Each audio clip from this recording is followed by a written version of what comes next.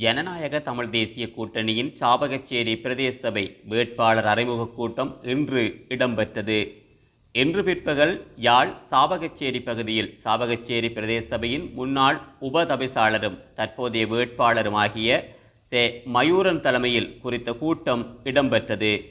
கூட்டத்தில் ஜனநாயக தமிழ் தேசிய கூட்டணியின் இணைத் தலைவர்களான தர்மலிங்கம் சித்தார்த்தன், சுரேஷ் பிரேமச்சந்திரன், வடக்கு மாகாண சபையின் முன்னாள் உறுப்பினர் பாலச்சந்திரன் கஜதீபன், சாவகச்சேரி பிரதேச சபை வேட்பாளர்கள் கலந்து கொண்டிருந்தனர். பெண்களை நியமியுங்கள் என்று சொல்லி தேர்தல் ஆணையாளரே உத்தரவு போடுவார். ஆகவே இதில் இருக்கக்கூடிய நீங்கள் உங்களில் பலர் விரும்பியோ விரும்பாமலோ நீங்கள் உள்ளூராட்சி சபைக்கு அல்லது பிரதேச சபைக்கு போகத்தான் போகிறீர்கள். அது தவிர்க்க இயலாது, அது சட்டம். அந்த சட்டத்தின் பிரகாரம் நீங்கள் போக வேண்டும் என்று சொன்ன தேவை இருக்கு. இப்பொழுது என்ன ஒரு விடயம் வந்திருக்கிறது, இளைஞர்களுக்கு வாய்ப்பு கொடுத்தல், இளைஞர்களுக்கு முன்னுரிமை கொடுத்தல். இதில் பல பேர் இளைஞர்களாக இருக்கின்றீர்கள். அது ஏனென்று சொல்லி சொன்னால், ஒரு கிராமத்துக்கு தலைமைத்துவம் கொடுப்பதற்கு, உங்களுடைய வட்டாரங்களுக்கு தலைமைத்துவம் கொடுப்பதற்கு, வட்டாரத்தில் புதிய புதிய ஆட்களை உருவாக்குவதற்கு அரசாங்கம் இளைஞர்களுக்கு முன்னுரிமை கொடுக்க வேண்டும் என்று யோசிக்கின்றது. ஆகவே அந்த வகையில் அந்த இளைஞர்களுக்கு முன்னுரிமை கொடுக்கிறது என்பது ஒரு முக்கியமான சட்ட ரீதியான ஒரு விடயமாக மாற்றப்பட்டிருக்கின்றது. முன்னர் நடந்த தேர்தல்கள் அவ்வாறு கிடையாது. ஆகவே இப்பொழுது எல்லாமே சட்டத்துக்கு உட்பட்டு நாங்கள் சில விடயங்களை செய்ய வேண்டியிருக்கிறது. ஆகவே அந்த வகையில் ஒவ்வொரு பிரதேச சபையிலும் நாங்கள் அவ்வாறான ஆட்கள் நியமிக்கப்பட வேண்டியிருந்ததை நியமித்திருக்கிறோம்.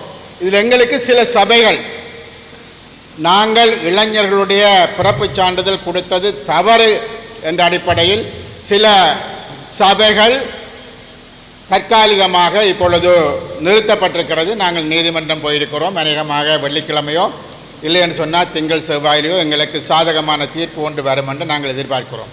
சாவகச்சேரி நகர சபையும் அதில் ஒன்றாக இருக்கிறது. ஆகவே அது எல்லாத்துக்கும் ஒரு சாதகமான தீர்ப்பு வரும் என்று நாங்கள் எதிர்பார்க்கின்றோம். இந்த தேர்தலில் ஜனநாயக தமிழ் தேசிய கூட்டணியுடன் இன்னும் பல கட்சிகள் களத்தில் இருக்கிறது. ஜனநாயக தமிழ் தேசிய கூட்டணியை பற்றி அநேகமாக உங்களுக்கு தெரிந்திருக்கலாம். சங்கு சின்னத்தில் போட்டியிடுகிறார்கள். ஜனநாயக தமிழ் தேசிய கூட்டணியில் 5 கட்சிகள் அங்கம் வகிக்கிறது. EPRLF இருக்கிறது, டெலோ இருக்கிறது, புலட் இருக்கிறது. ஜனநாயக போராளிகள், விடுதலை புலிகளை சார்ந்த ஜனநாயக போராளிகள் இருக்கிறார்கள். கிளிநொச்சியில் சமத்துவ கட்சி என்பது 5 கட்சிகளை உள்ளடக்கியதாக இந்த கூட்டணி இருக்கின்றது. எமது கூட்டணியுடன் ஏனைய தரப்புகளாக ஆளும் கட்சி, ஆளும் தரப்பு, தேசிய மக்கள் சக்தி என்று சொன்னால் ஆளும் தரப்பு NPP என்ற ஆங்கிலத்தில் சொல்வார்கள், அவர்கள் இந்த போட்டி களத்தில் நிற்கின்றார்கள். தமிழரசு கட்சி இந்த போட்டி களத்தில் நிற்கின்றது. அகில இலங்கை தமிழ் காங்கிரஸ் இந்த போட்டி களத்தில் இருக்கின்றது. EPDP என்று சொன்ன கட்சி போட்டி களத்தில் இருக்கிறது. இவை தவிர தமிழ் மக்கள் கூட்டணியினுடைய மான் சின்னமும் இந்த போட்டி களத்தில் இருக்கிறது. ஒரு சில சுயேட்சைகளும் யாரும் இருக்கலாம். ஆகவே ஒரு வட்டாரத்தில் உள்ள வாக்குகள் 6ஆக 7ஆக 8ஆக பிரிவதற்கான சாத்தியப்பாடுகள் இருக்கிறது. ஆகவே இதில் நீங்கள் எவ்வளவு வாக்குகள் எடுக்கிறீர்கள் என்பதுதான் முக்கியமானது. ஒரு உதாரணத்துக்கு சொல்வதாக இருந்தால், ஒரு 2000 3000 வாக்குகள் ஒரு வட்டாரத்தில் இருப்பதாக நாங்கள் எடுத்துக்கொண்டால், 2000 வாக்கு இருக்கக்கூடிய வட்டாரத்தில் ஒரு 1000 வாக்குகளை எடுக்கக்கூடிய திறமை உங்களுக்கு இருப்பதாக இருந்தால் நீங்கள் வெற்றி பெறுவீர்கள். ஏனென்றால் ஏனைய 1000 வாக்குகளும் பிரிந்து போகலாம். 6-7 கட்சிகளுக்கு 50ஆக 100ஆக 200ஆக அது பிரிந்து போவதற்கான சாத்தியப்பாடு இருக்கிறது. அது உங்கள் ஒவ்வொருத்தருக்கும் இருக்க வேண்டிய முக்கியமான விடயம் என்னவென்றால், இதொரு உதாரணம்தான். உங்களுக்கு அநேகமாக 3000 வாக்குக்கு மேலே வட்டாரத்தில் வாக்குகள் பெருசாக இருக்காது. 3000 வாக்குக்கு உட்பட்டதாகத்தான் இருக்கு. 2500 2000, சில இடங்களில் 1000 1500 இருக்கு. ஆகவே இந்த மொத்த வாக்கில் நீங்கள் அரைவாசி 2000 இடம் வாக்குகள் உள்ள இடத்தில் ஒரு 1000 எடுக்க நீங்கள் முயற்சி பண்ணினால் நிச்சயமாக நான் சொல்வேன், நீங்கள் வெற்றி பெறுவதற்கான முழு வாய்ப்புகளும் இருக்கிறது.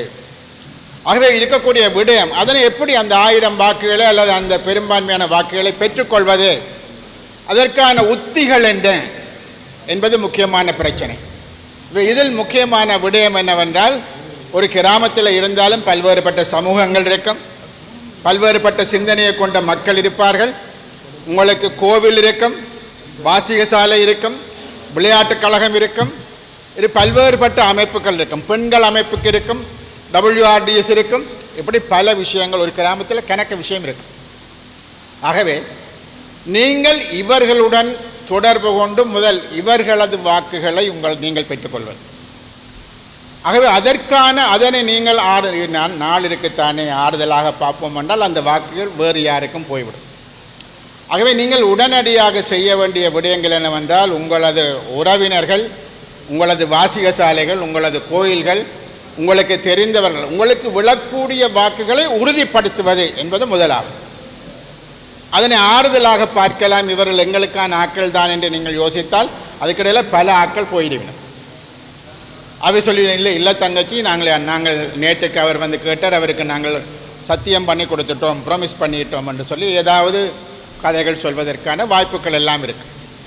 ஆகவே இன்னும் ஒரு மாதம் கால அவகாசம் இருக்குன்னு சொல்லி நீங்கள் யோசிக்காமல் நீங்கள் செய்ய வேண்டியது உங்களுக்கு வரக்கூடிய வாக்குகளை உறுதிப்படுத்திக் கொள்வது என்பது மிக முக்கியமானது. இந்த போட்டி களத்தில் இருக்கக்கூடிய ஆளுந்தரப்பு, நாங்கள் விரும்பியோ விரும்பாமலோ யாழ்ப்பாண மாவட்டத்திலிருந்து 3 பாராளுமன்ற உறுப்பினர்கள் இருக்கிறார். யாருக்கு? இப்பொழுது இருக்கக்கூடிய ஆட்சியில் இருக்கக்கூடிய தேசிய மக்கள் சக்திக்கு 3 பேர் இருக்கிறார்கள்.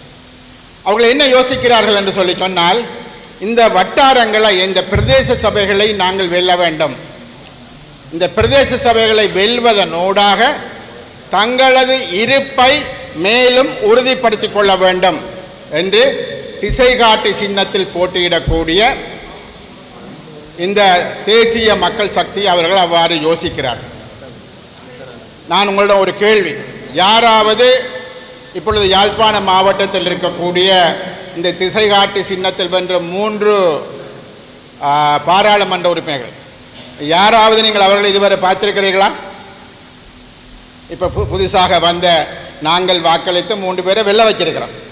நீங்கள் அவைகள் யாரையாவது பார்த்துருக்கிறீங்களா? ஓகே, ஒரு தங்கச்சி பார்த்துருக்கிறார். நீங்கள் யாராவது தெரியுமா அவைகளை? ஆனால் அவர்கள் 3 பேர் வென்றிருக்கிறார். அதால் அரசாங்கம் என்ன யோசிக்குது என்று சொல்லி சொன்னால், மக்கள் மத்தியில் தங்களுக்கு ஒரு பலத்த ஆதரவு இருக்கு, முகம் தெரியாதவர்களையே இவர்கள் வாக்களித்து அனுப்பியிருக்கிறார்கள். ஆகவே மக்கள் மத்தியில் தங்களுக்கு ஒரு பலத்த ஆதரவு இருக்குது என்று யோசிக்கிறார்கள். அவர்கள் மீண்டும் ஒரு முறை வெல்லுவார்களாக இருந்தால் தமிழ் மக்கள் பல லட்சம் உயிர்களை பலி கொடுத்து தமது உரிமைக்காக போராடிய போராட்டம் எல்லாம் வீணாகி போன ஒரு சூழ்நிலையை நாங்களே ஏற்படுத்துவோம். ஆகவே நீங்கள் ஒரு வட்டாரத்தில் அல்லது இந்த ஒரு பிரதேச சபையில் நீங்கள் முக்கியமாக போட்டி போடுகிறீர்கள் என்று சொல்ல பொழுது நீங்கள் நினைக்க வேண்டும், முக்கியமாக அரச தரப்பிலிருந்து, ஆளுந்தரப்பிலிருந்து, சிங்கள தரப்பிலிருந்து ஒருவரை இதிலிருந்து நாங்கள் தெரிவு செய்யக்கூடாது என்பதில் முதல் நீங்கள் தெளிவாகவும் கவனமாகவும் இருக்க வேண்டும்.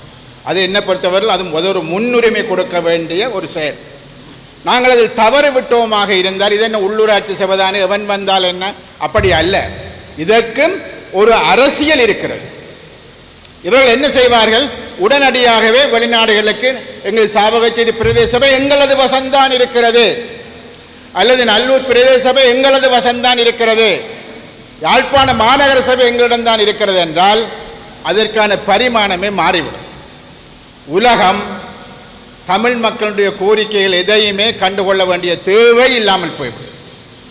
ஆகவே அந்த அந்த அந்த அந்த பிரச்சனைகளை தயவு செய்து நீங்கள் புரிந்து கொள்ள வேண்டும். அது மிக மிக முக்கியமானது என நான் நம்புகின்றேன். ஆகவே தான் இப்பொழுது சகல இடங்களிலும் இந்த திசை காட்டி என்ற சின்னத்தை கொண்டு ஆளுந்திறப்பு இந்த முறை முதல் முறையாக எல்லா இடங்களிலும் ஆட்களை இறக்கியிருக்கிறார்கள்.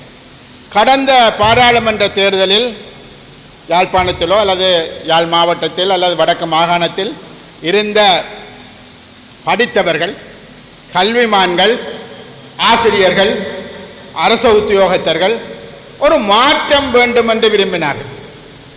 அந்த மாற்றத்தை இந்த அரசாங்கம் கொண்டு வரும் என்றும் விரும்பினார்கள்.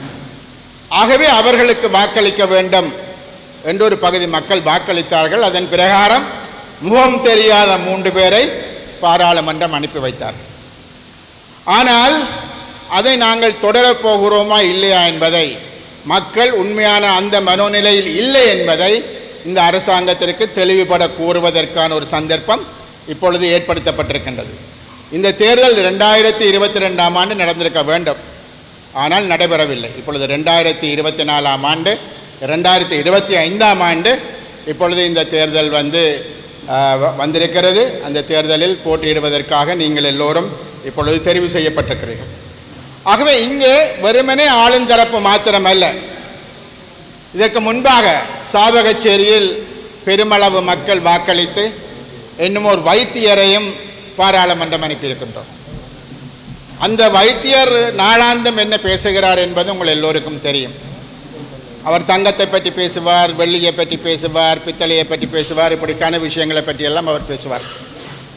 ஆனால் அவர் இன்றைக்கும் அவருடைய நடவடிக்கைகள் அனைத்துமே ஒரு தமிழ் மக்களினுடைய கௌரவத்தை பாதிக்கக்கூடிய மாதிரி, பாராளுமன்றத்திலோ வெளியிலோ அந்த கௌரவத்தை பாதிக்கக்கூடிய வகையில் தான் இருக்கிறது. ஆனால் நான் அறிகிறேன், அவரது இந்த உள்ளூராட்சி சபைகளுக்கு அவர் கொடுத்த வேட்பாளர்கள் பட்டியல் அனைத்து நிராகரிக்கப்பட்டிருப்பதாக நாங்கள் அறிகின்றோம். ஆகவே அப்படியான ஒரு நிலவரம் ஏற்பட்டிருக்கிறது. ஆனால் பல கட்சிகள் போட்டியில் இருக்கிறார்கள். ஆகவே அந்த வகையில் உங்களுக்கு ஒரு முக்கியமான விடயம் நீங்கள் உங்களை வெல்ல வைப்பது எப்படி. இந்த தேர்தலுக்கு முன்பாக பல தடவை திரு சுமந்திரன் அவர்கள் கூறுவார், யாரும் இந்த தேர்தலில் வெல்ல முடியாது என்று கூறுவார். என்னென்னு சொன்னால் தேர்தலுக்கு பிறகு நாங்கள் கூட்டுக்களை அமைக்க வேண்டும், இது அவர் கூறுகிற விடயம். 2022ஆம் ஆண்டு தமிழ் தேசிய கூட்டமைப்பில் இருந்த பல கட்சிகளை அவர் சொன்னார், நாங்கள் தனித்து தேர்தல் கேட்போம், தேர்தலுக்கு பின்பாக கூட்டு சேர்வோம் என்று அவர் கூறினார். இப்பொழுதும் அதனைத்தான் அவர்கள் கூறிக்கொண்டிருக்கிறார்கள். ஆனால் சாவகச்சேரி பிரதேச சபையில் 19 வட்டாரம் 17 வட்டாரங்கள் இருக்கின்றது. விகிதாசாரம் உங்களுக்கு 60க்கு 40 வட்டாரங்கள் 60% 40% விகிதாசார பிரதிநிதித்துவம் என்பதும் இருக்கின்றது. மொத்தமாக 100%.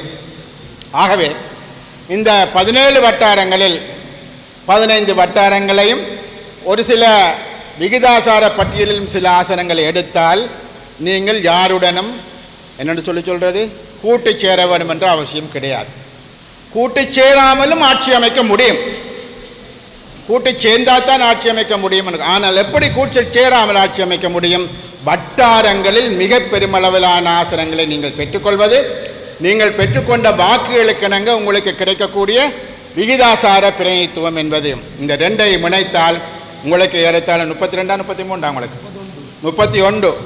ஆகவே 31இல் 16 ஆசனங்களுக்கு கிடைக்குமாக இருந்தால் நாங்கள் தனித்து நின்று ஆட்சி அமைக்க முடியும். ஆகவே அந்த 16 ஆசனங்களை பெற்றுக்கொள்ள முடியாது என்பதில் 17 வட்டாரம் இருக்கிறது. அது நீங்கள் எடுக்கக்கூடிய ஆசனங்களும் விகிதாசாரத்தில் நீங்கள் எடுக்கக்கூடிய ஆசனங்களையும் சேர்த்தால் அதனை செய்ய முடியும் என்று தான் நான் நம்புகின்றேன். ஆகவே அந்த வகையில் இப்பொழுது பல பேர் கேட்பது, தேர்தலுக்கு பிற்பாடு நீங்கள் யாருடன் கூட்டு சேர்வீர்கள்? நாங்கள் வெல்வோமாக இருந்தால் நாங்கள் கூட்டு சேர வேண்டும் என்று சொன்ன தேவை இருக்காது. நீங்கள் பல பேர் இதில் பேசுகிற பொழுது மஜூரனை வெல்ல வைப்போம், நாங்கள் வெல்வோம் என்று எல்லாம் உறுதிமொழி கூறியிருக்கிறார்கள், உறுதிமொழி எடுத்திருக்கிறார்கள். ஆகவே ஒவ்வொரு வட்டாரத்திலும் நீங்கள் வெல்ல வேண்டும், அதுதான் முக்கியமானது. ஒவ்வொரு வட்டாரத்திலும் இருக்கக்கூடிய வாக்குகளில் அரைக்கரவாசி வாக்கை நான் பெற்றுக்கொள்வேன் என்ற அந்த உறுதிமொழி உங்களுக்கு கட்டாயம் தேவையானது. நீங்கள் அதனை பெற்றுக்கொள்வீர்களாக இருந்தால் உங்களது வெற்றி என்பது நிச்சயமானது. என்னை பொறுத்தவரையில் நான் சொல்வேன், பல்வேறுபட்ட நாடுகளில் டென்மார்க், நோர்வே, ஸ்வீடன் சொல்வாங்க, இந்த நோர்டிக் கண்ட்ரீஸ், இதில் ஜனாதிபதியாக, பிரதமராக, அமைச்சர்களாக மிக பெருமளவில் பொம்பளைகள் தான் இருக்கிறது. அரைக்கரவாசிக்கு மேலே பொம்பளைகள். ஆனால் இங்கே நீங்கள் மைக்கை தந்து பேச சொன்னாலே வெக்கப்படுறீங்க. சரிதான், இது இந்த நிலைமைகள் மாற வேணும். ஏனென்று சொல்லி சொன்னால் நீங்கள் எங்களோட சமுதாயத்தில் அரை பங்குக்கு மேலே இருக்கிறீர்கள். ஆகவே உங்களுக்கு நிச்சயமாக இந்த அபிவிருத்தி என்பதிலும் சரி, அல்லது எமது கலாச்சாரம் பண்பாடுகளை போற்றி வளர்ப்பது என்பதிலும் சரி, உங்களுக்கு என்னென்னு சொல்கிறது ஒரு தீர்மானம் எடுக்கக்கூடிய இடங்களில் நீங்கள் இருக்க வேண்டும். அது ஒரு ஒரு வட்டாரமாக இருக்கலாம், ஒரு பிரதேச சபையாக இருக்கலாம், பார்லிமெண்டாக இருக்கலாம், அல்லது ஒரு மாகாண சபையாக இருக்கலாம். ஒரு தீர்மானத்தை எடுக்கக்கூடிய வல்லமை கொண்டவர்களாக இந்த பெண்கள் என்பவர்கள் மாற வேண்டும். அந்த காலம் உலகம் வேறு எங்கோ நோக்கி போய்கொண்டிருக்கிறது. நாங்கள் இன்னும் எங்களுடைய பெண்கள் இன்னும் பெண்ணுக்கே நிற்கிறார்கள் என்று ஒரு சொன்ன ஒரு பெரிய பழி தமிழ் மக்கள் மீது இருக்கின்றது. உண்மையாகவே நாங்கள் இந்த வேட்பாளர் மனுவை நாங்கள் நிரப்புகிற பொழுது ஒவ்வொரு பெண்ணுடனும் பேசி எடுப்பதற்கு படக்கூடிய கஷ்டங்கள் இருக்கத்தானே. அது சொல்லி மாளா அம்மாட்ட கேட்கணும், அப்பாட்ட கேட்கணும், புருஷன்கிட்ட கேட்கணும், பிள்ளைகள்கிட்ட கேட்க வேணும். பலவிதமான பிரச்சனைகள் இருக்கு. இது ஆண்கள் எல்லாம் பெரிய திறமன்று நான் சொல்ல மாட்டேன். அவர்களும் ஓடி ஒழிக்கக்கூடிய சூழ்நிலைகள் நிறையவே இருந்ததுன்றது உண்மைதான். அது எங்களுக்கு மாத்திரமில்லை, எல்லாருக்கும் அப்படி இருந்துச்சு. ஏன்னா பல பேருக்கு விருப்பம் இல்லை, ஏன் இந்த அரசியல், என்னத்துக்கு இந்த அரசியல். ஆனால் உண்மை என்னவென்றால் இந்த இந்த வட்டாரங்கள் இது உண்மையாகவே சாவகச்சேரி பிரதேச சபை என்று சொல்கிற பொழுது சாவகச்சேரியினுடைய அபிவிருத்தியினுடைய மிகப்பெரிய பங்கை அவர்கள் செய்ய போயிடும்.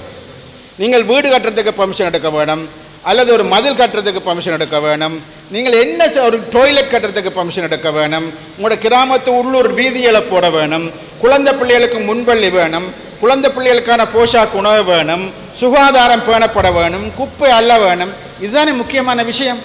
இதெல்லாம் ஆறுட்ட இருக்குன்னு சொன்னால் இந்த பிரதேச வீட்டாக இருக்கு. நீங்கள் இதில் இருந்து நாங்கள் எல்லோரும் தூர இருந்தோம் என்றால் அவனவன் தான் விரும்பின மாதிரி செய்துட்டு போயிடுவான். ஆகவே நான் நம்புகின்றேன் இது ஒரு முக்கியமான ஒரு சபை, முக்கியமான ஒரு தேர்தல். இது ஒரு ஒரு உள்ளூராட்சி சபை தேர்தல் என்று அது நாங்கள் குறைத்து மதிப்பிட வேண்டும் என்ற அவசியம் எதுவும் கிடையாது. நிச்சயமாக அரசாங்கம் இதனை கைப்பற்றிக் கொள்வதற்கான முழு வேலைகளையும் செய்வார்கள். அவர்கள் வசம் நிதி பலம் இருக்கிறது, ஆள் பலம் இருக்கிறது, முப்படைகளினுடைய பலம் இருக்கிறது. பல்வேறுபட்ட விதமாகவும் அதற்கு முயற்சி செய்வார்கள். வேட்பாளர்களுக்கு எதிராக பொய்யான பிள்ளையான பிரச்சாரங்கள் எல்லாத்தையும் கூட அவர்கள் செய்யக்கூடும். இப்படி பல பிரச்சனைகள் அவர்கள் இல்லாத பொல்லாத விஷயங்கள் எல்லாத்தையும் கூட சொல்லக்கூடும். ஆணை பற்றியோ பெண்ணை பற்றியோ எல்லாம் சொல்லக்கூடும். ஆகவே இவை எல்லாவற்றுக்கும் நாங்கள் முகம் கொடுக்க வேண்டும். இவை எல்லாவற்றுக்கும் நாங்கள் இதை முகம் கொடுத்து முன்னோக்கி போக வேண்டும். என்னை பொறுத்தவரையில் நாங்கள் அந்த வியூகம் என்று சொல்வது என்பது முதல் உங்களுக்கு கிடைக்கக்கூடிய வாக்குகளை நீங்கள் அதனை உறுதிப்படுத்திக் கொள்வது நம்பர் 1. அதுக்கு பிற்பாடு உங்களுக்கு யார் யாரெல்லாம் வாக்களிப்பார்களோ அவர்களை வீடு தேடி சென்று நீங்கள் அவர்களுடன் பேசி அந்த வாக்குகளை எடுத்துக்கொள்வது என்பது. ஆகவே நான் நம்புகின்றேன் கிராமத்தில் நீங்கள் முக்கியமானவர்கள், எதிர்காலத்தில் இன்னும் முக்கியமானவர்களாக மாறுவதற்கு இந்த தேர்தல் நிச்சயமாக உதவி செய்யும். உங்களை பிரபல்யப்படுத்தும். மாதாந்தம் உங்களுக்கு ஒரு 15,000 ரூபாய் சம்பளம் கிடைக்கும். நீங்கள் செய்ய போகிற இந்த என்னுடைய கிராம மட்ட வேலைகளுக்காக சின்ன ஒரு ஊதியம் கொடுப்பார்கள். நீங்கள் ஒவ்வொரு நாளும் வந்து பிரதேச சபைக்கு போக வேண்டும் என்ற அவசியம் இருக்காது. மாதத்துக்கு ஒரு கால 2 தினமோ கூட்டத்துக்கு கூப்பிடுகிற பொழுதுதான் நீங்கள் போக வேண்டியெல்லாம் இருக்கும். ஆகவே அவ்வாறான சூழ்நிலையில் தயவு செய்து நான் வட்டாரத்தில் இல்லை தானே, நான் பட்டியலில் தானே இருக்கிறேன், நான் ஒன்றும் செய்ய தேவையில்லை என்று யோசிக்காமல் நீங்கள் எடுத்து கொடுக்கும் வாக்குகள் என்பது நீங்கள் பட்டியலில் வரவும் வட்டாரம் வெல்வதற்கும் 2 விடயத்துக்கும் அது உதவும் என்பதை தயவு செய்து புரிந்து கொள்ளுங்கள்.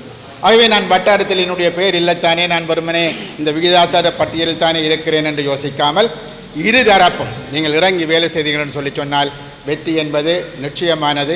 ஆகவே அதனை நோக்கி நாங்கள் போக வேண்டும் என்று கேட்டு விடைபெறுகிறேன். பிரதேச சபையினுடைய முன்னாள் பிரதி தலைவர் மயூரன், அதேபோல் ஜனநாயக தமிழ் தேசிய கூட்டணியினுடைய தலைவர்கள் சித்தார்த்தனன் அவர்கள், சுரேசனன் அவர்கள், இங்கே கலந்து கொண்டிருக்கக்கூடிய வேட்பாளர்கள் உங்கள் அனைவருக்கும் இந்நேர வணக்கங்கள். நடைபெற இருப்பது உள்ளூராட்சி மன்ற தேர்தல். உள்ளூராட்சி மன்ற தேர்தல் ஒன்றினூடாக உள்ளூராட்சி மன்றங்களிலே நீங்கள் உறுப்பினராகிற பொழுது உங்களுடைய பிரதேசங்கள் இருக்கக்கூடிய வீதிகளை நீங்கள் அமைக்கலாம், சிறிய பாலங்களை நீங்கள் கட்டலாம், உங்களுடைய பிரதேசங்களை நீங்கள் சுத்தமாக வைத்திருக்கலாம், குடிநீர் வசதிகள் உட்பட்ட கழிவகற்றல் செயற்பாடுகளை நீங்கள் சரிவர கையாள முடியும். சிறிய வணிக நிறுவனங்களுக்கு சின்ன சின்ன கடைகளை அமைப்பதற்கான அந்த அனுமதிகள், சிறிய கட்டடங்களை கட்டுவதற்கான அந்த அனுமதிகளை எல்லாம் நீங்கள் வழங்கலாம். இப்படி இன்னும் சில பொறுப்புகள், கடமைகள் உங்களுக்காக வந்து சேரும்.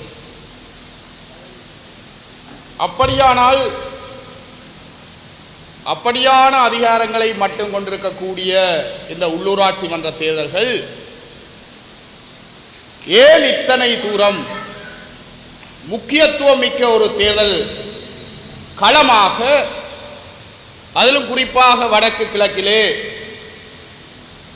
இன்றைக்கு பார்க்கப்பட்டு கொண்டிருக்கிறது என்பதுதான் எங்கள் எல்லோருக்கும் இருக்கக்கூடிய ஒரு பிரதானமான கேள்வியாக இன்றைக்கு இருக்கிறது. ஏற்கனவே இங்கே சுரேஷ் அண்ணன் சுட்டிக்காட்டியதைப் போல அவர் அடிக்கடி சொல்லுகிற பொழுது சொன்னார், 3 உறுப்பினர்கள் யாருக்கும் தெரியாதவர்கள். அதிலே ஒரு உண்மை இருக்கிறது. ஆனால் 4 உறுப்பினர்கள், 6 உறுப்பினர்களில் யாழ்ப்பாணம் கிளிநொச்சி மாவட்டமாக, ஒரு தேர்தல் மாவட்டமாக இருக்கக்கூடிய 6 உறுப்பினர்களில் 4 பேர் எந்த பயன்பாடு மற்றவர்களாக அவர்கள் இன்றைக்கு உருமாறி இருக்கிறார்கள். உள்ளபடியே இப்படியான பிரதேச சபைக்கு அங்கத்தவர்களாக எதிர்காலத்திலே தேர்ந்தெடுக்கப்பட இருக்கக்கூடிய உங்களுக்கு இருக்கக்கூடிய அந்த சமூக பொறுப்பு கூட, அல்லது உங்களுக்கு இருக்கக்கூடிய அந்த அக்கறை கூட அற்றவர்களாக அவர்கள் இருப்பதில் ஆச்சரியப்படுவதற்கு ஒன்றும் இல்லை. என்றால் அவர்கள் இந்த விடயங்கள் எதிலுமே எந்த காலத்திலும் ஈடுபட்டவர்கள் கிடையாது. அதற்காகத்தான் இப்படியான தேர்தல்களின் மூலமாக பயிற்சிகளை பெற்றுக்கொண்டு அடுத்தடுத்த கட்டங்களை நோக்கி அரசியலில் நகர வேண்டும் என்கிற ஒரு கட்டமைப்பு இருக்கிறது. அது தெரியாத ஒரு அதற்கான சந்தர்ப்பம் கிடைக்க முடியாத ஒரு நிலைமை இருந்திருக்கிறது. இந்த எங்களுடைய மக்கள் மிக கணிசமானவர்கள், எங்களுடைய மக்களின் மிக கணிசமானவர்கள் அப்படி ஒரு முடிவை அன்றைக்கு அவர்கள் எடுத்தார். அதிலே பல விடயங்கள் இருக்கிறது. அதிலே எங்கள் தரப்பிலும் கூட பல தவறுகள் இருக்கிறது. அப்படியான விடயங்கள், அந்த விடயங்கள் தொடர்பாக எல்லாம் நாங்கள் வேறு தளங்களிலே விவாதிக்க வேண்டியவர்களாக நாங்கள் இருக்கிறோம். அது ஒரு பக்கம் இருக்கட்டும். ஆனால் இன்றைக்கு இருக்கக்கூடிய மிகப்பெரிய ஆபத்து அல்லது மிகப்பெரிய நெருக்கடி ஏற்கனவே இங்கே சுட்டிக்காட்டப்பட்டதை போன்று, இந்த பிரதேசத்தில் நீங்கள் உங்களுடைய மூதாதையர் காலங்காலமாக வாழ்ந்து வந்திருக்கக்கூடிய இந்த உங்களுடைய பிரதேசங்களில், முன்னைய காலங்களிலெல்லாம் உங்களுடைய மூத்தவர்கள் நீங்கள் கேட்டு பார்த்தால் தெரியும். முன்பெல்லாம் கிராம சபை தேர்தல்கள் அல்லது கிராம சபைகளாக இயங்கிய காலங்களில் எல்லாம் இப்படியான அரசியல் கட்சிகள் அல்லது இப்படியான தேர்தல்கள் எல்லாம் பெரிய அளவிலே நடைபெறுவதில்லை. அது அரசியல் வேறுபாடுகளை களைந்து அந்த பிரதேசத்தில் இருக்கக்கூடிய மூத்தவர்கள் அல்லது இந்த சமூகத்துக்கு தொண்டாற்றக்கூடியவர்கள் என்று கருதுகிறவர்களை அந்த பிரதேச மக்கள் தேர்ந்தெடுப்பார். அந்த பிரதேச மக்கள் தேர்ந்தெடுத்து அப்படியான ஒரு செயற்பாடுகள் தான் ஒரு காலத்திலே நடந்தது. ஆனால் இன்றைக்கு உள்ளூராட்சி மன்ற தேர்தலில் கூட இந்த பிரதேசங்களை கூட கைப்பற்றிவிட வேண்டும் என்று பெரும்பான்மை சமூகத்தை சார்ந்திருக்கக்கூடிய, பெரும்பான்மை பௌத்த மதத்தை பின்பற்றுகிற, சிங்கள மொழியை பேசுகிறவர்கள் தலைவர்களாக இருக்கக்கூடிய கட்சிகள் இந்த களத்திலே இன்றைக்கு மிகப்பெரிய அளவிலே ஊடுருவி இந்த செயற்பாட்டை மேற்கொண்டு கொண்டிருக்கக்கூடிய இந்த நேரத்தில் எங்கள் எல்லோருக்கும் வரலாற்று ரீதியான மிக முக்கியமான ஒரு காலகட்டமாக இந்த காலகட்டத்தை நாங்கள் கணித்து இந்த களத்திலே நாங்கள் எங்களுடைய மக்களிடம் எப்படியாக இந்த களத்தை நாங்கள் வென்றெடுக்க போகிறோம் என்பது தான் எங்களுடைய மிகப்பெரிய வெற்றி தங்கி இருப்பதாகவே நாங்கள் கருதுகிறோம். ஆனபடியால் இந்த தேர்தல் களத்தை பொறுத்தவரைக்கும், எங்களை பொறுத்தவரைக்கும் இந்த தேர்தல் களத்திலே கட்சிகள் இந்த விடயங்களை தாண்டி தனி மனிதர்கள் இங்கே இருக்கக்கூடிய ஒவ்வொருவரும் தங்களை அறிமுகப்படுத்துகிற பொழுது நான் உன்னிப்பாக பார்த்து கொண்டிருந்தேன். அத்துணை பேர் 31 வேட்பாளர்கள் என்றால் 31 பேர் நாங்கள் எல்லோருமே வெற்றி பெறுவோம் என்கிற அந்த மனோதுலத்தோடு, அந்த தைரியத்தோடு இந்த களத்திலே நாங்கள் எங்களுடைய ஆட்சி அமைப்போம் என்கிற அந்த ஒரு உத்வேகத்தோடு நீங்கள் கருத்து சொன்ன பொழுது உள்ளபடியே நாங்கள் மிகவும் மகிழ்ச்சி அடைந்தோம். ஏனென்றால் நாங்கள் ஒன்றும் ஆளுகிற அரசாங்கங்கள் கிடையாது. எங்களிடம் அமைச்சு பட்டாளர்களோ அல்லது நாடாளுமன்ற உறுப்பினர் பதவிகளோ கூட கிடையாது. ஆனால் எங்களிடம் மனோதிடம் இன்னும் எஞ்சி இருக்கிறது. எங்களுடைய பிரதேசங்களை நாங்கள் ஆள வேண்டும் என்கிற அந்த ஒரு வேட்கை இங்க இருக்கக்கூடிய உங்கள் ஒவ்வொருவரிடமும் நான் பார்த்தேன். பலர் சொல்லுகிற பொழுது பெண்களிலே கூட பலர் சொல்லுகிற பொழுது சொன்னார்கள், நாங்கள் 10 ஆண்டுகளுக்கு மேலாக மாத சங்கங்களிலே அங்கத்தவர்களாக இருக்கிறோம், பிரதிகளாக இருக்கிறோம் என்று சொன்னார். உங்களுக்கு ஒரு அருமையான ஒரு சந்தர்ப்பம் இந்த களத்திலே இன்றைக்கு எங்களுடைய அணி ஏற்படுத்தி தந்திருக்கிறது. வெறுமனே மாத சங்கங்களின் ஊடாக மாத்திரம் உங்களுடைய சேவைகளை செய்வதை தாண்டி அவற்றையெல்லாம் கட்டுப்படுத்தக்கூடிய, அவற்றுக்கெல்லாம் மேலாக இருக்கக்கூடிய இந்த சபையிலே நீங்கள் அங்கத்தவர்களாக ஆகிற பொழுது அதை போல பல மாத சங்கங்களை உருவாக்குவதற்கும் நிர்வகிப்பதற்கும் அதன் மூலம் உங்களுடைய பிரதேசங்களிலே மிகப்பெரிய சேவையை செய்வதற்கான ஒரு அருமையான ஒரு சந்தர்ப்பம் உங்களுக்கு கிடைத்திருக்கு. நீங்கள் இங்கே இருக்கக்கூடிய ஒவ்வொருவரும் தனித்துவமானவர்கள். உங்களுக்கென்று உங்களுடைய ஊர்களிலே உறவுகள் இருக்கிறார்கள், உங்களுடைய ஊர்களிலே உங்களுடைய விசுவாசிகள் இருக்கிறார்கள், உங்களை நம்பி பலர் இருக்கிறார்கள். அத்துணை பேரையும் ஒன்றுபடுத்துங்கள், அத்துணை பேரையும் ஒன்று சேருங்கள். உங்களுடைய வட்டாரங்கள் தாண்டி இந்த பிரதேசம் முழுமையாக உங்களுடைய அணியினருக்காக, உங்களுடைய நண்பர்களுக்காக, உங்களுடைய சகோதரர்களுக்காக சங்கு சின்னத்துக்கு நீங்கள் அத்துணை பேரும் 1-2 வாக்கு சேகரிக்கிற பொழுது இந்த களத்திலே நாங்கள் மிகப்பெரிய அளவிலே ஒரு வெற்றியை நாங்கள் அடைய முடியும். நீங்கள் வெற்றியை எடுத்து தாருங்கள், ஆட்சி அமைக்கிற வேலையை நாங்கள் பார்த்துக் கொள்கிறோம். அதை மட்டும்தான் நீங்கள் செய்ய வேண்டியது. பல அணியினர், பல கட்சிகள், அவர்களுடைய பெயர்களை நான் குறிப்பிட மாட்டேன். ஆனால் அவர்கள் ஆட்சி அமைப்பதற்காக இந்த தேர்தலில் கேட்பதில்லை, அவர்கள் பொழுதுபோக்குக்காக. கடந்த தடவை கூட சாவச்சேரி நகர சபையிலே இந்த மக்கள் மிகப்பெரிய நம்பிக்கையோடு ஒரு கட்சிக்கு மிகப்பெரிய அளவிலே பெரும்பான்மையை கொடுத்தார்கள். அவர்கள் ஆட்சி அமைக்கவில்லை. நாங்கள் அப்படி செய்ய மாட்டோம். நாங்கள் ஆட்சி அமைப்போம். ஆட்சி அமைப்பதற்காகத்தான் நாங்கள் இந்த தேர்தல் களத்திலே நிற்கிறோம். நாங்கள் அதிகாரத்தை கைப்பற்றுவதற்காகத்தான் இந்த தேர்தல் களத்திலே நிற்கிறோம். அதிகாரம் அவனுக்கு முக்கியம் என்றால் முக்கியம். ஏன் அதிகாரம் முக்கியம்? எங்களுடைய மக்களுக்கு சேவை செய்வதற்கு எங்களுக்கு அதிகாரம் முக்கியம். முன்னேறி செல், அதிகாரத்தை கைப்பற்றி. இதுதான் அரசியலில் இருக்கக்கூடிய மிக முக்கியமான ஒரு பாலபாடம். இல்லாட்டி யாருமே தேர்தல் களத்துக்கு வர வேண்டியதில்லை. நாங்கள் அதிகாரத்தை கைப்பற்ற மாட்டோம். அதன் மூலம் கிடைக்கக்கூடிய அந்த செயற்பாடுகளின் ஊடாக மக்கள் சேவையை நாங்கள் செய்ய மாட்டோம் என்று யாராவது ஒருவர் சொன்னால் அவர் இந்த தேர்தலிலே நிற்கக்கூடாது. ஆனபடியால் என் அன்புக்குரியவர்களே, நீங்கள் பெரும்பான்மையை பெற்று தாருங்கள். உங்களுடைய வட்டாரங்களில் உங்களால் முடிந்த அளவுக்கான வாக்குகளை திரட்டி தாருங்கள். ஆட்சி அமைக்கிற வேலையை எங்களிடம் விட்டு விடுங்கள், அதை நாங்கள் பார்த்துக் கொள்கிறோம். ஆனபடியால் மிகப்பெரிய அளவிலே பெரும்பான்மையாக மக்களுடைய வாக்குகளை முழுமையாக கவருகிற, முழுமையாக செயற்படுகிற ஒரு வியூகத்தை நீங்கள் வகுத்துக் கொள்ளுங்கள். மிகவும் அனுபவம், திறமையும் ஆற்றலும் மிக்கதாக இருக்கக்கூடிய ஒரு வேட்பாளர் அணி உங்களிடம் இருக்கிறது. மயூரன் அவர்கள் இந்த நிகழ்ச்சிக்கு தலைமை தாங்குகிறார். இந்த அணியை உருவாக்குவதில் அவர்கள் மிகப்பெரிய பங்கு இருந்தது. கடந்த 5 ஆண்டுகளிலே கடந்த உள்ளூராட்சி மன்ற செயற்பாடுகளில் அவர் ஒரு பிரதி தலைவராக இருந்து இந்த பிரதேசங்கள் அபிவிருத்திக்காக, இந்த பிரதேசங்களுடைய செயற்பாடுகளுக்காக மிகப்பெரிய அளவிலே அவர் உழைத்திருக்கிறார். அவரோடு சேர்ந்து இன்னும் பலர் இந்த களத்திலே நீங்கள் எல்லோரும் இணைந்து நீங்கள் அத்துணை பேரும் வெற்றியாளர்களாக மாற வேண்டும். இதுதான் எங்களுடைய ஒரே ஒரு விண்ணப்பமாக இருக்கிறது. என்னுடைய அன்புக்குரியவர்களே, இங்க இருக்கக்கூடிய எல்லோரும் நீங்கள் சில நேரங்களிலே நினைக்கக்கூடும், நாங்கள் நேரடியாக சிலர் வேட்பாளர்கள் எல்லாம் பட்டியல் ஊடாக வேட்பாளர்கள், அப்படியெல்லாம் கிடையாது. எங்களுக்கு ஒரு 2 அல்லது 3 போனஸ் ஆசனம் மேலதிகமாக வட்டாரங்களில் வெள்ளிவர்களுக்கு மேலதிகமாக கிடைத்தால் கூட இருக்கக்கூடிய அந்த ஆண்டுகளிலே ஒவ்வொரு உறுப்பினர்களுக்கும் குறைந்தது ஒரு ஆண்டு தான் உறுப்பினர்களாக ஒரு பொறிமுறையின் அடிப்படையிலே நாங்கள் வழங்குவதற்காக நாங்கள் தீர்மானம் எடுத்திருக்கிறோம்.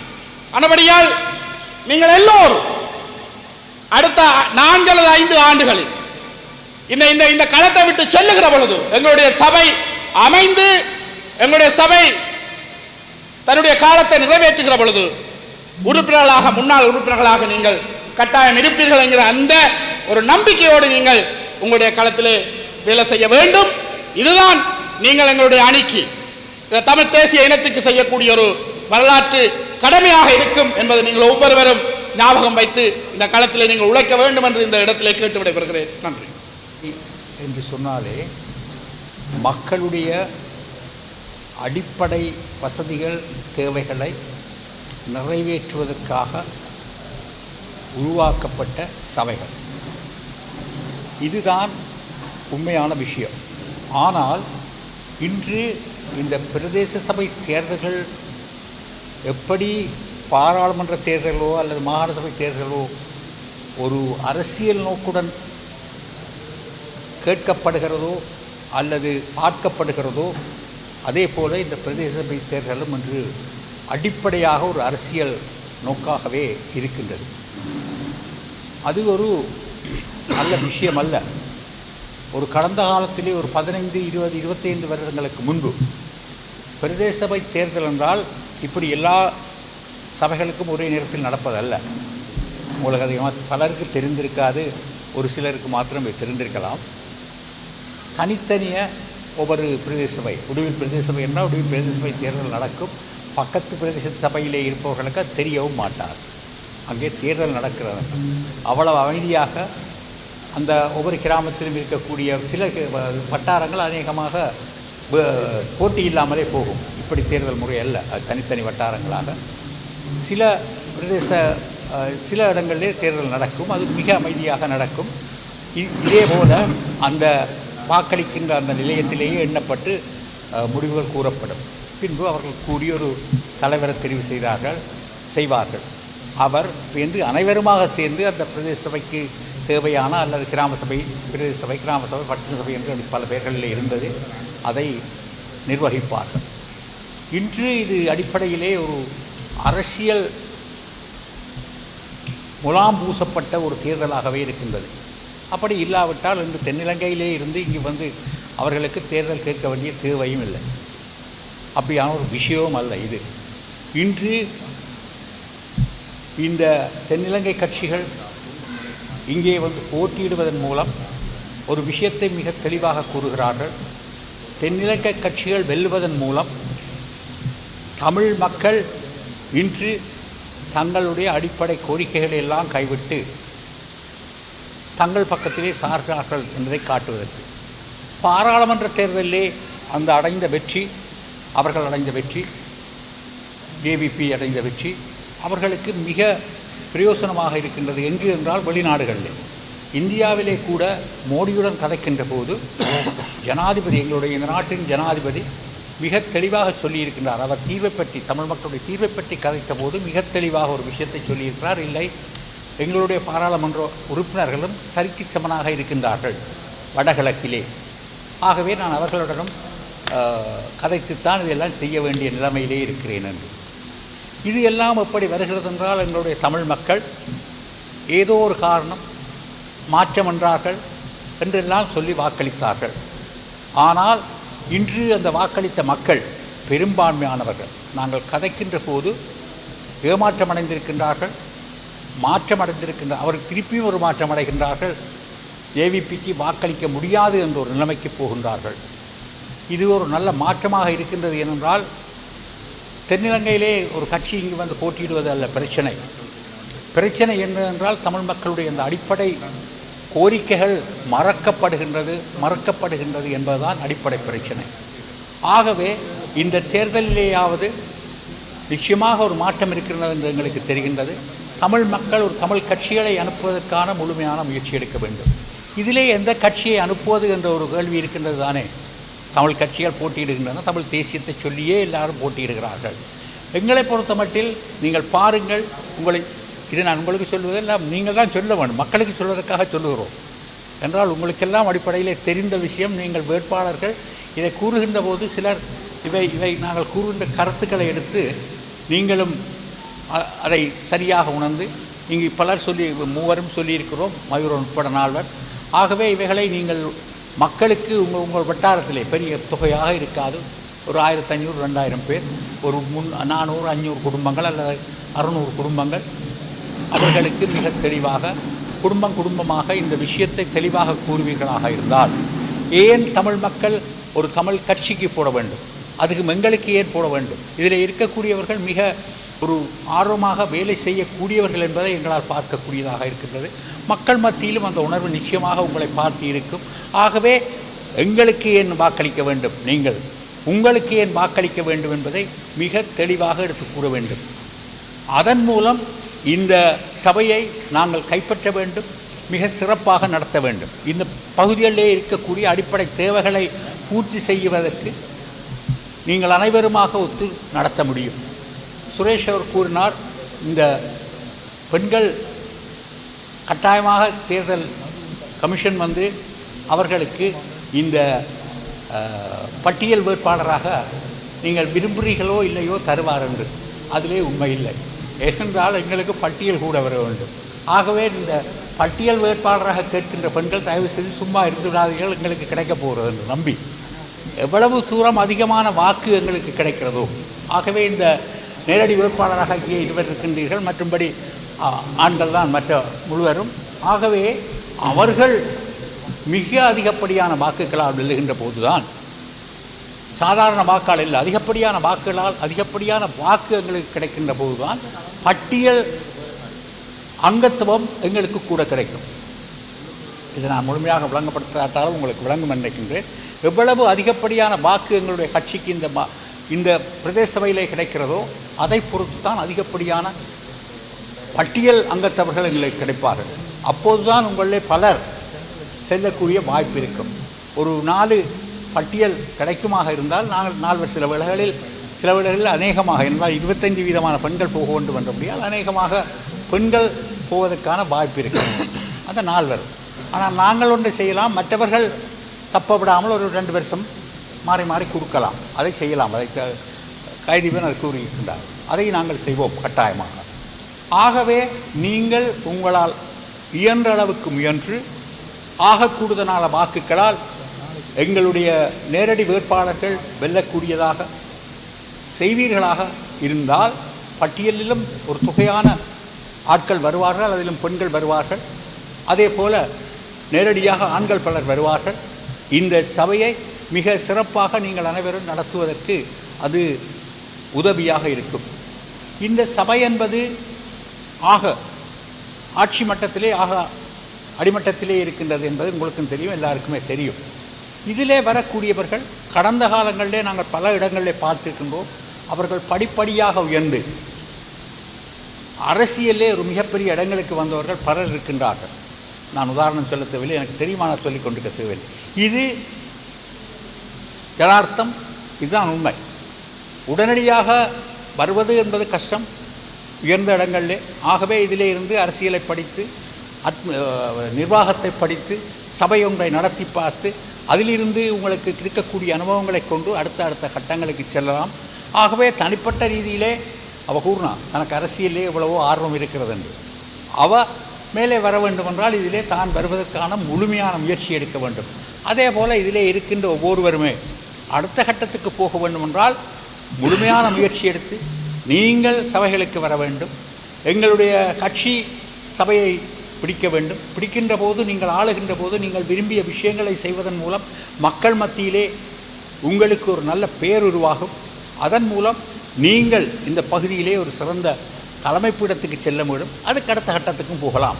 ஆகவே நீங்கள், இது நான் நேரடியாக அரசியலை கதைக்கின்றேன், யதார்த்தத்தை சொல்லுகின்றேன். ஆகவே நீங்கள் முழுமையாக முயன்று, ஒவ்வொருவரும் முழுமையாக முயன்று அதிகப்படியான வாக்குகளை பெற்று வட்டாரங்களையும் பலவற்றை வென்று, அதே போல் பட்டியல் வேட்பாளர்களும் பலர் உருவாவதன் மூலம் சபைக்கும் ஒரு பலமான சபையொன்றை உருவாக்க முடியும், பலமாக ஒரு நிர்வாகத்தை நடத்த முடியும்.